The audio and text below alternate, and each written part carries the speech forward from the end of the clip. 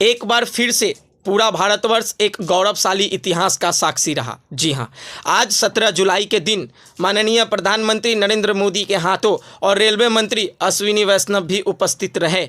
एक ऐसा ट्रेन का उद्घाटन किया गया और एक ऐसा ट्रेन जो पटरियों पे चलना शुरू हुआ, चलने के बाद ही भारत का जो सर है वो गर्व से ऊंचा हो गया।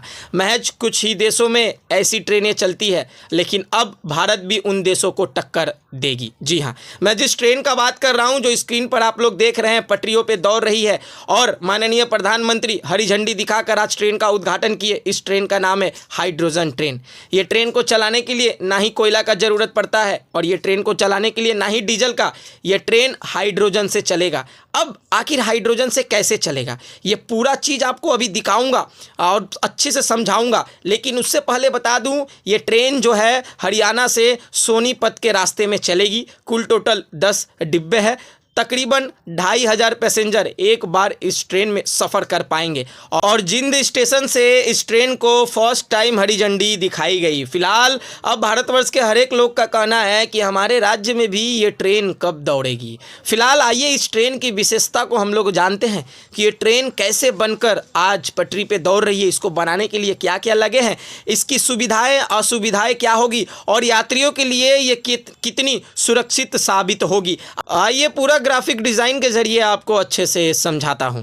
लेकिन सवाल यह है कि यह ट्रेन चलती कैसे है। आइए समझते हैं इस टेक्नोलॉजी को। इस ट्रेन में फ्यूल सेल टेक्नोलॉजी का इस्तेमाल किया गया है। फ्यूल सेल के अंदर हाइड्रोजन और हवा में मौजूद ऑक्सीजन एक इलेक्ट्रोकेमिकल प्रोसेस के जरिए रिएक्ट करते हैं। इस प्रोसेस से इलेक्ट्रिसिटी बनती है और यही इलेक्ट्रिसिटी ट्रेन के मोटर्स को चलाती है।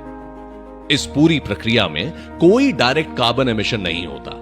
बाय प्रोडक्ट के रूप में सिर्फ वाटर वेपर और हीट निकलती है। यही वजह है कि हाइड्रोजन फ्यूल सेल टेक्नोलॉजी को दुनिया में एनर्जी प्रोडक्शन के सबसे क्लीन तरीकों में से एक माना जाता है। फ्यूल सेल लगातार इलेक्ट्रिसिटी बनाता रहता है। जब पावर की जरूरत कम होती है तो एक्स्ट्रा इलेक्ट्रिसिटी बैटरी में स्टोर हो जाती है और जब ज्यादा पावर चाहिए होती है तो फ्यूल सेल और बैटरी मिलकर ट्रेन को चलाते हैं। यही हाइब्रिड पावर सिस्टम इस ट्रेन को ज्यादा एफिशिएंट बनाता है। अब बात करते हैं इसकी सेफ्टी की। हाइड्रोजन एक कलरलेस और ओडरलेस गैस है, इसीलिए इंडियन रेलवेज ने इसकी सेफ्टी पर बेहद बारीकी से काम किया है। वैज्ञानिक रूप से हाइड्रोजन 4% से 75% कॉन्सेंट्रेशन के बीच ही इनफ्लेमेबल होती है, लेकिन इंडियन रेलवेज ने सेफ्टी मार्जिन इससे भी आगे रखा है। अगर सिस्टम में सिर्फ 0.25% हाइड्रोजन लीकेज भी डिटेक्ट होती है तो पूरा हाइड्रोजन सिस्टम अपने आप शट डाउन हो जाता है।